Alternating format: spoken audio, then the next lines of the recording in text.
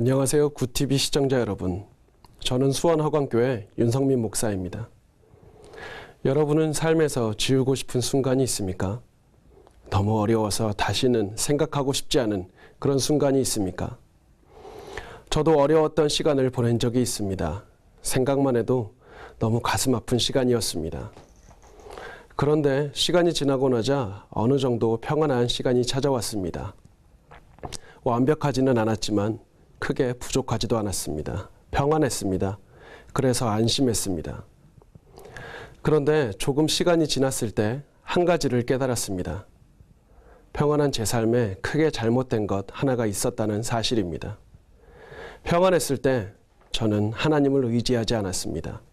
분명히 기도도 하고 말씀도 묵상했습니다. 그러나 고난당할 때만큼 하나님을 의지하지 않았습니다. 기도도 절실하게 드리지 않았습니다. 굳이 열심히 기도하지 않아도 괜찮았기 때문입니다. 기도하지 않아도 필요한 것은 얻을 수 있었습니다. 큰 문제도 없었습니다. 인내하면서 용서해야 될 사람도 없었습니다. 평안한 삶을 살면 살수록 하나님을 의지하지 않게 되었습니다. 하나님으로부터 멀어졌습니다. 겉으로 보기에는 부족한 것 하나 없었지만 영적으로는 가장 부족한 시기였습니다. 많은 사람이 하나님께 많은 복을 구합니다. 경제적으로 넉넉하게 해달라고 기도합니다. 건강하게 해달라고 기도합니다. 저 사람이 나를 그만 괴롭히게 해달라고도 기도합니다. 고난이 없는 삶을 가장 큰 복이라고 생각하면서 구합니다. 하지만 우리가 간과하는 사실이 하나 있습니다. 경제적인 복 때문에 하나님과 멀어질 수도 있다는 사실입니다. 건강하면 하나님을 의지하지 않을 수도 있습니다. 이제 관점을 바꾸어야 합니다. 우리가 가장 먼저 구해야 될 복은 하나님과 함께하는 복입니다. 성공보다 건강보다 가장 먼저 구해야 될 복은 하나님과 동행하는 복입니다. 하나님과 동행하는 복을 구해야 합니다. 하나님과 동행하는 복. 모세는 이 복에 대해서 잘 알고 있었습니다. 모세가 하나님께 십계명 돌판을 받고 있을 때 이스라엘 사람들은 우상을 숭배하는 죄를 저질렀습니다. 하나님은 이 모습을 보시고 출애굽기 33장 1절에서 3절 여기에서 말씀하고 계십니다. 내가 너희에게 준다고 약속한 땅으로 가라. 내가 천사를 먼저 보내서 그 땅에 있는 사람들을 쫓아내고 그 땅을 너희에게 주겠다. 그러나 나는 너희와 함께 가지 않을 것이다. 하나님은 이스라엘 백성들에게 가나안이라는 복을 주겠다고 말씀하셨습니다. 아무런 노력을 하지 않아도 약속의 땅을 주신다고 약속하셨습니다.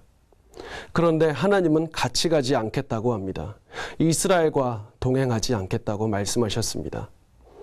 여러분이라면 하나님께 어떻게 대답하시겠습니까?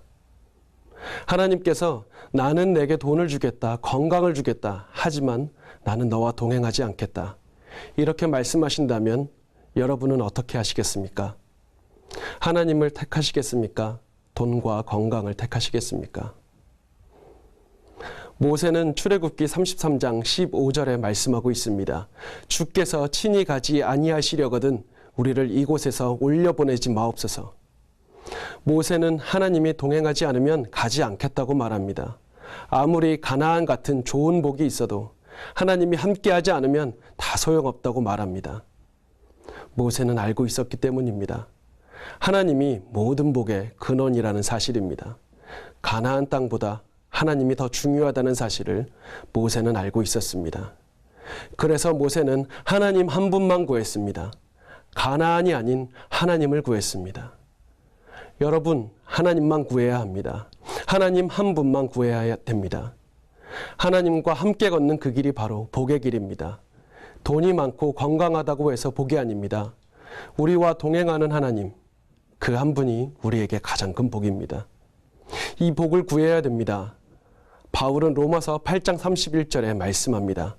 만일 하나님이 우리를 위하시면 누가 우리를 대적하리요?